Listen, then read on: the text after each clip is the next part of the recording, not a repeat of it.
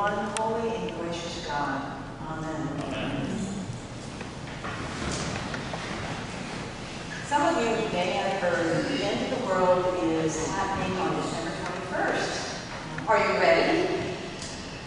This is a prediction that has come from a Mayan hieroglyphic plate that was found many years ago. And the first understanding of what this small little clay panel says, that the end of the world is going to happen on May 2003. Well, that didn't happen. So people reread the hieroglyphics and predicted that actually they really meant the winter solstice of 2012. And there's some explanation about the fact that the planets are going to collide and our world is going to end, thanks to this Mayan prediction. Well, NASA has stated that the world has existed for 5 billion years and it doesn't look like it's going to end anytime soon. And Mayan experts, the real Mayan experts, are scratching their heads thinking, where did this come from? They have read this small little panel without a beginning or without an end, and they're looking at it and thinking, this doesn't make any sense. Of course, this does not say that the end of the world is coming on December 21st. But people are getting ready anyway. So people getting water, well, you know the drill. People getting water, they're getting duct tape, they're getting batteries. Somehow or another, they're getting prepared for the end of the world when the planets collide and the world as we know it will come to an end. What is fascinating to me is the fact that some people are preparing for the end of the world, whereas Christians are preparing for the beginning of the world. We are getting ready for the birth of Jesus Christ. Every year for the last 2,000 years, we have been reliving through our scriptures the birth of Jesus.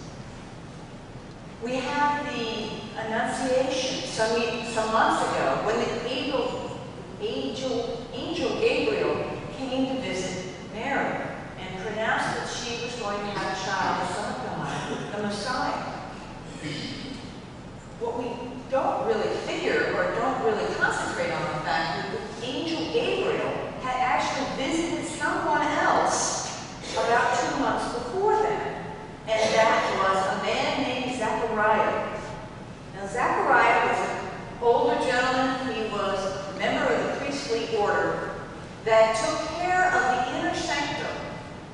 And once in a lifetime, a priest would be able to go in on that day in the year to offer sacrifices enter the holiest of holy times. Zechariah's time was coming. This was what he had prepared for his entire life. This was going to be the moment for him.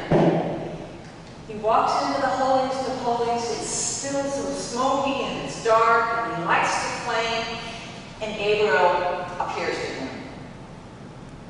And Gabriel says to Zechariah, you and your wife will expect a baby and give birth to a baby boy and name him John. Well, Zechariah kind of laughs to himself and says, I'm kind of old and my wife is old, and we've kind of given up having the idea of having children, and so Gabriel, thank you very much, but I don't think you're telling me the truth. Well, Gabriel didn't particularly appreciate this unfaithful response, and Gabriel said, no, you will have a son. You will please name him John, and because you have been unfaithful, I'm going to render you mute. Meanwhile, on the outside of this holiest of holies, this small box, the crowd is getting restless because Zechariah has been in there a long time. Zechariah comes out of the box and he can't speak. And he's trying to gesture and trying to tell people what had happened, but he's unable to say so. So people begin to wonder what happened Sure enough, about 9.5 months later, Elizabeth, Zechariah's wife, who was a cousin to Mary, gives birth.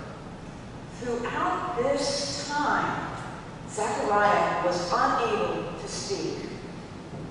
All he could do was to wait and watch and wonder as to what was going to happen as he watched Elizabeth grow larger with child. It was a time of great expectation for Zechariah. It was almost as if he was holding his breath, waiting to see what God was going to do. After the baby was born, they took Zechariah and Elizabeth, Zechariah still unable to speak, to the temple for the naming. Well, most people thought, well, this is Zechariah's son, we will name him after Zechariah. Elizabeth said, no, his name is going to be John. Eyebrows go up. So finally they hand a tablet to Zechariah and say, write down what you think his name is. And Zechariah says, his name is John. And at that moment, Zechariah can speak. And the first words that Zechariah says is, blessed be the name of the Lord, which is actually what we read in our psalm. It was Canticle 16. It's called the Benedictus. It was Zechariah's hymn of praise because he had watched a miracle perform. He had sat there in silence, unable to speak. And at the birth and at the naming, he gave great praise.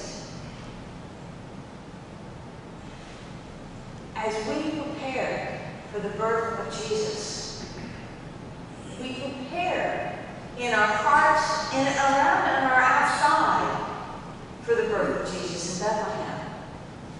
Now, on the outside, we buy Christmas trees, we send out Christmas cards, we make Christmas cookies, we prepare, we sing songs, the music is very loud. And we noticed that in the grocery stores, they actually seem to have turned up the music in the grocery stores, so now all you hear is these very loud Christmas.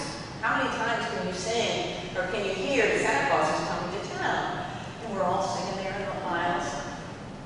And yet, inside, we are also told to prepare. We are also told to wait and watch and wonder, like Zechariah was done. We are told to get ready. Now, how do you do that? Sometimes I think it would almost be easier for us if we were struck mute, so that all we had was the chance to watch with our eyes and our heart to get ready for the birth of Jesus. We get so sort of distracted and confused with all the external celebrations of Christmas.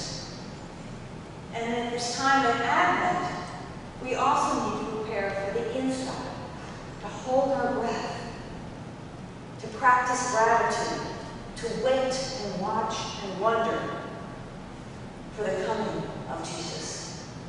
It is the beginning of our world as we know it as Christians. Some years ago, a friend and I went to visit my sister when she and her husband lived in Florida, about 2 miles from the beach on the East Coast. Well, we announced the night before that we were going to go see the sunrise. Now, my sister had never been on the beach. And she lived 2 miles from the beach, and she looked at us askance as if we were going to get up at 4:30 in the morning to watch the sunrise. She had taken for granted the fact that she lived on the beach and the sun rose. Sure enough, we set our alarms and we walked through the quiet, dark streets. It was so silent. We get to the beach, and there seems to be a large crowd there. And you can hear people begin to talk and say hello to each other. But as the sun began to slowly creep up on the horizon, things went quiet. And we stood there, silent, almost